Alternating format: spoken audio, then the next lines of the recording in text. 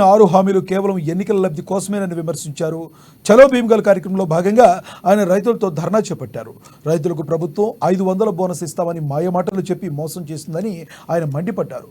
ప్రభుత్వం ఏర్పడి 100 రోజులు గడుస్తున్నా రైతులకు 2 లక్షల రుణమాఫీ పథకం ఇంకా కార్యరూపం దాల్చలేదని మండిపడ్డారు.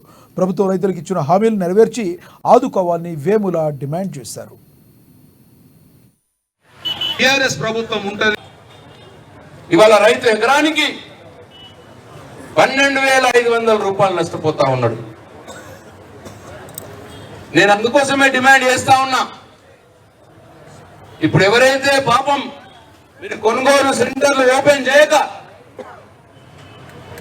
మీరు ఆలస్యం చేసినందుకు రైతులు ఎవరైతే ప్రైవేట్ వ్యాపారులకు అమ్ముకున్నారో వాళ్ళకు కూడా నువ్వు ఎకరానికి 500 చొప్పున బోనస్ ఇవ్వాలి.